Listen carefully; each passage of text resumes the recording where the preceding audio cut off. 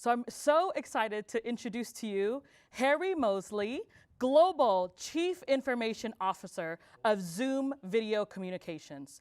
Harry is a current global CIO of Zoom, and he has been inducted into CIOs Magazine's Hall of Fame, recognized as one of the top 100 CIOs by Computerworld, and honored by Irish Magazine as one of its annual Wall Street 50. Everyone, please help me welcome Harry Moseley. And of course, in Zoom fashion, we're taking this call through Zoom. Hi, good morning, good afternoon, and good evening. Alicia, it's delightful to be here with you this morning, and thank you for the privilege of joining your organization and this wonderful event this morning. So thank you for that. Thank you so much. So just, I'd like to make some comments, and then we'll go into the Q&A. Is that good? Absolutely. Okay.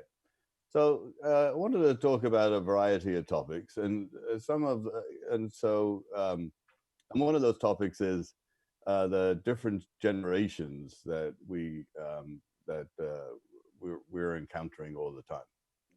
So you got millennials, we've got Gen Z, you've got baby boomers, and you've got seniors. And so let's just start with some of this. So 2/3 of the world's population today is made up of millennials and Gen Z, and these are young adults who have redefined certain terms, as I say it. So one is chat. So I don't know about everybody else, but when I grew up as a kid in Dublin, Ireland, when I had a chat, I would pick up a device off of a table somewhere in my home, which had a wire coming out of the back connected to a brick that had another wire going out of the back into a wall. And I would have a chat with one of my friends. Chat today, completely redefined. Chat is picking up a mobile device and typing some content onto that device, adding some images, adding some video to it, adding some emojis to it, and sending it to a variety of people around the planet.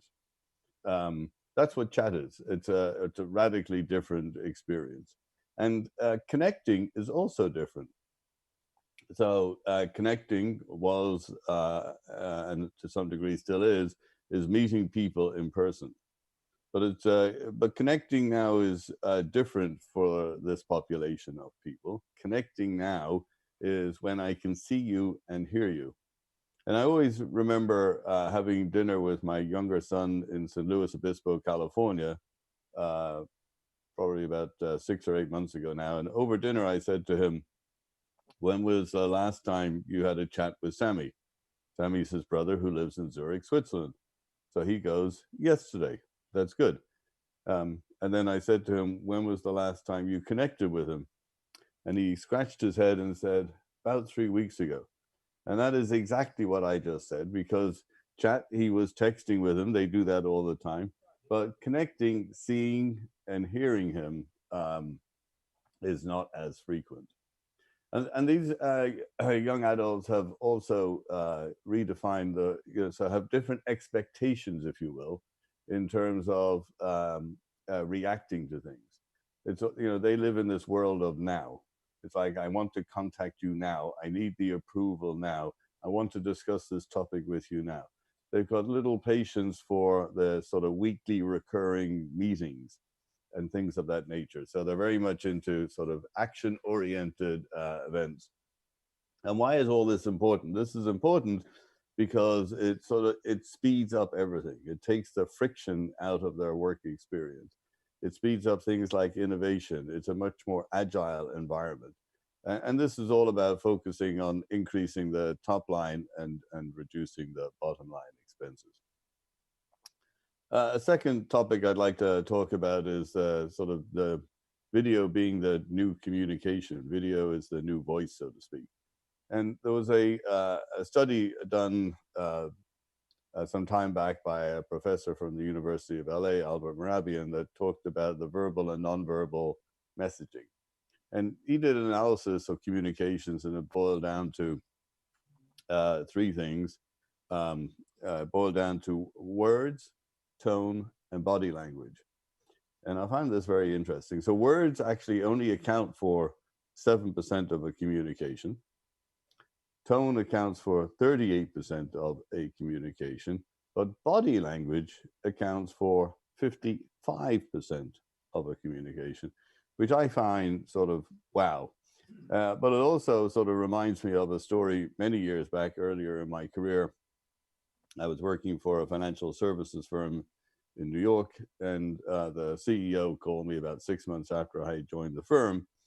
And so I was a little nervous, a little apprehensive. It's like, oh my God, it's like, I've been here 6 months, the CEO's never called me. And so I pick up the phone and I go, hello. And this was the conversation. He said, I just wanted to call you and thank you. This was circa 2005. I just wanted to call you and thank you for putting in that high-def video conferencing system. And I said, it's great. He said, it works flawlessly. It's fantastic. And I asked, why was this so important to you? Because this is one of the things that he set as an objective when I first joined the firm. He said, when I'm talking to a partner on the other side of the planet, and I ask a really hard question, I don't want to hear the answer, I want to see the answer. And when you think about that, and as I've done many times since then, it's like when you're asked a hard question, or you ask a hard question, and people look at their shoes, or they look at the ceiling, or they look over here, you're kind of wondering, it's like, well, is the answer written on their shoes? But when people know the answer to the hard question, there is no hesitation. They engage, they look at you, and they answer the question. I think that's sort of super important in everything in life.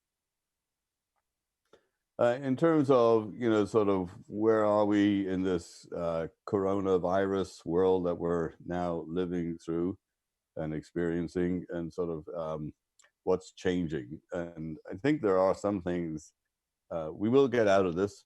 It's just a matter of time.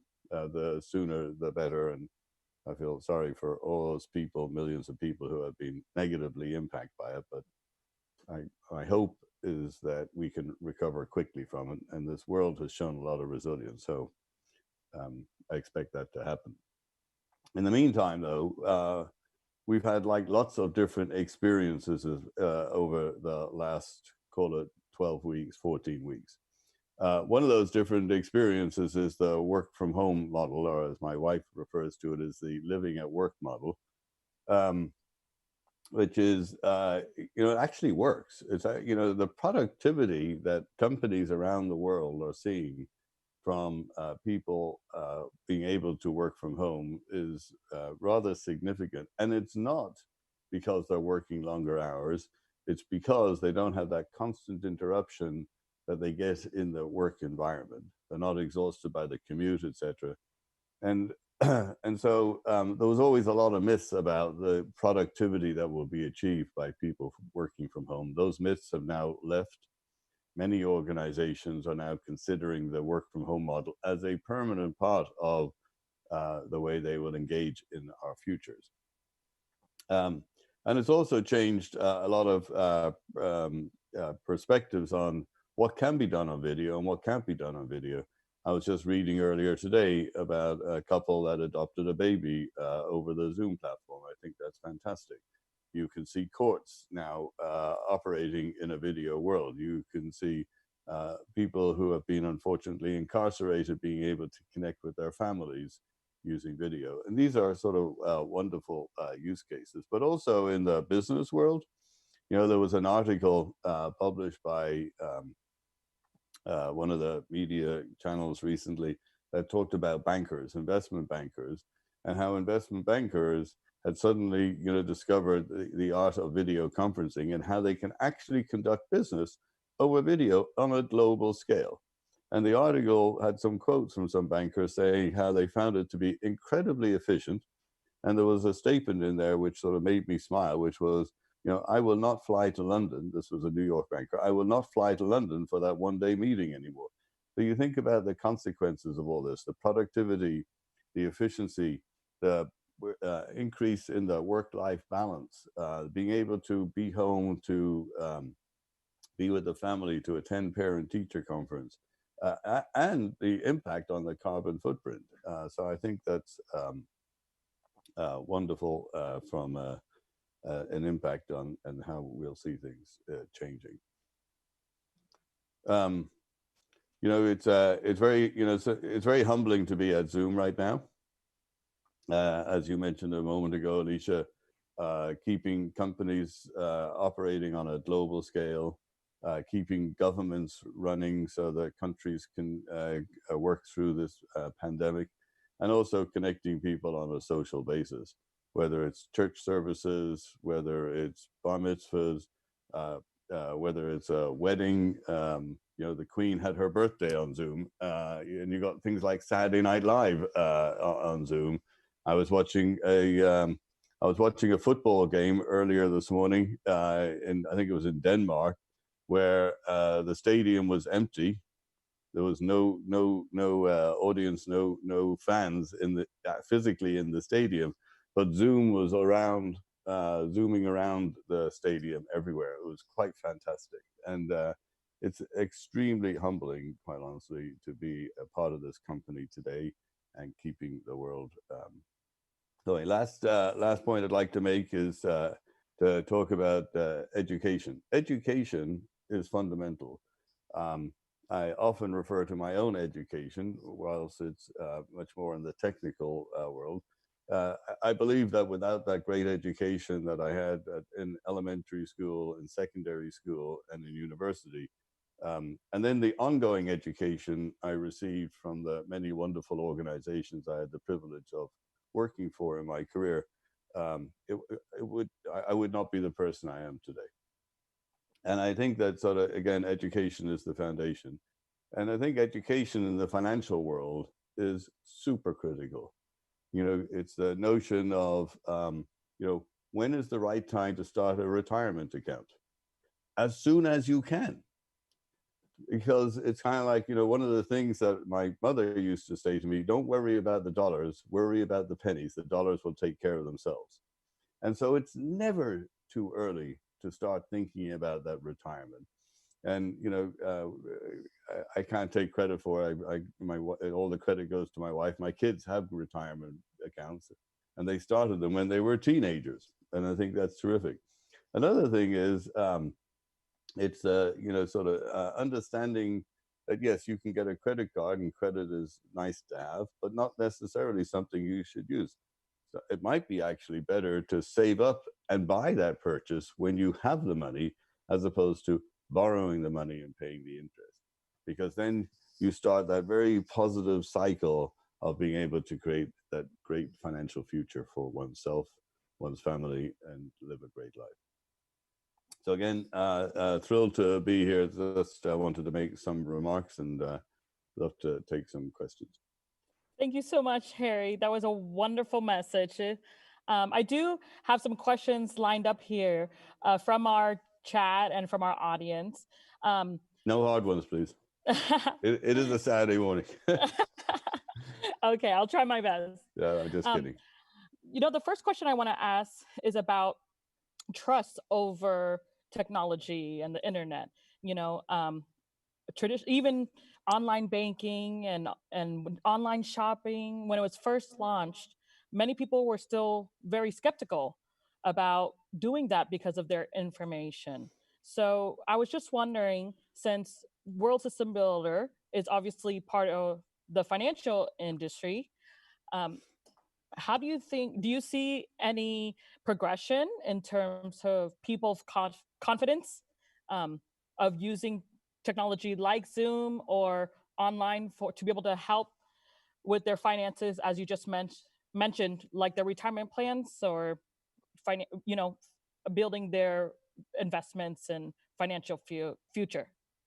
Yeah, I think that if we go back, sort of 10 years, I think probably about 10 years ago, we started the notion of sort of paying bills electronically. We started buying things electronically. There was a lot of people who were really nervous about the notion of putting a credit card system into an online system so that it was permanently there, as so that when you went to the site to buy something, it was easy. I still know people today who are terrified of like having their credit card stored in a system.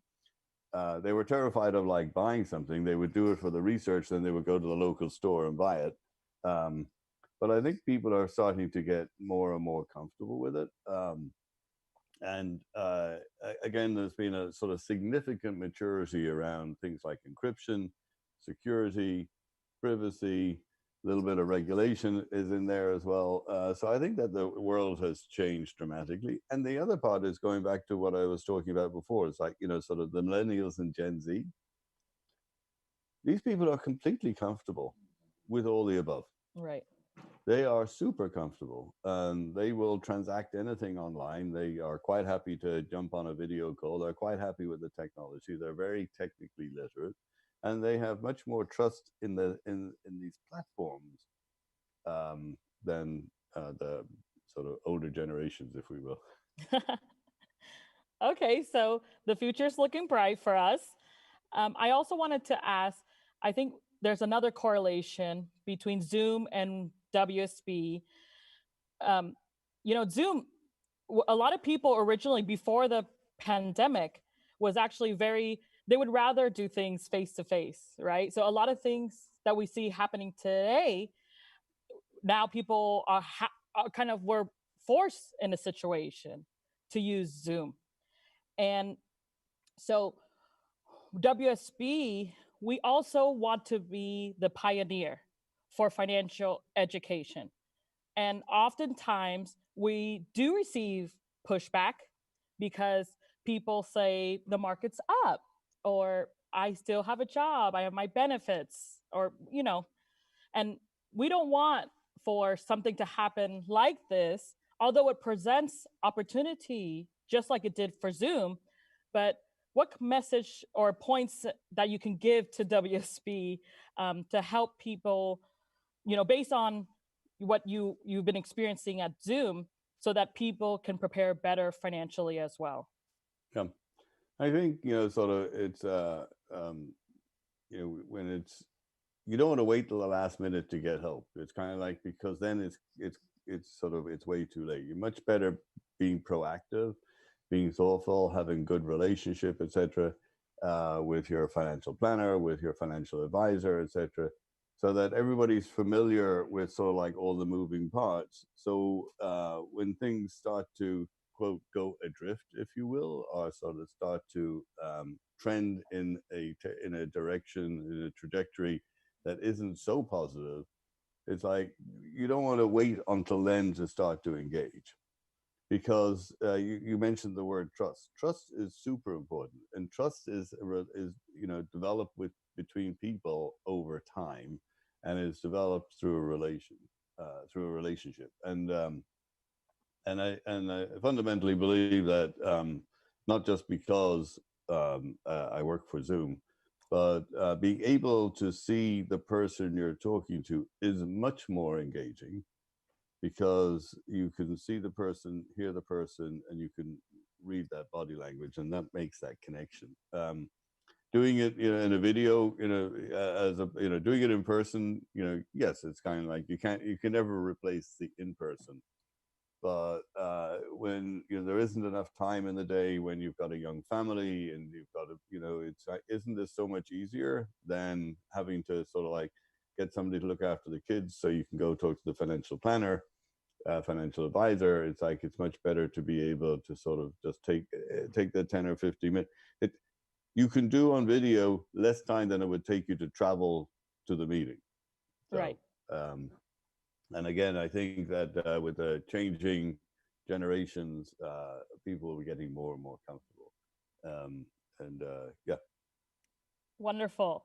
Well, congratulations on the growth. I know before COVID-19, you were at 10 million users on a daily basis, and now you've grown to 200 million users on a Yeah. daily basis. Um, WSB hopes we're on the same track. Traditionally, with our conventions, we only have in person about 20,000 people. And today we've been able to register 180,000. So Wow. we're following in your footsteps, and we hope we can continue to work together, um, so that you can give us tips and advice in the future so that we can grow like you as well. So thank you so much for helping WSB as well as the rest of the world continue, our daily routine and keeping us Alicia, it's afloat. again a privilege to be here. Just want to correct, it wasn't users. We were 10 million daily participants in Oh, December. I'm sorry. Oh, that's okay. I went to 200 million in March, but we are at 300 million daily participants in April, which was truly fantastic. And again, wonderful to be here on your virtual event, and look forward to sort of participating at some point in the future, perhaps in your physical event when we're allowed to do those things again. One of the observations I've seen from talking to many organizations over the last 3 months, it's hard to say that 3 months, I've been sort of in this office for 3 months, um, is that it won't just be physical events in the future, it'll be physical and virtual. And so let's see if we can get 180 to 200,000 next time. How's that? Absolutely. Thank you so much. All right, great. Everyone, Thank you. thank you. Everyone, please give a big hand to Harry Moseley. And with that, I just want to mention that actually our convention today has been able to be produced by Zoom, and we're using that platform to be able to, bring in all of our speakers and whatnot as well. So they're a huge part of Convention for a Cause.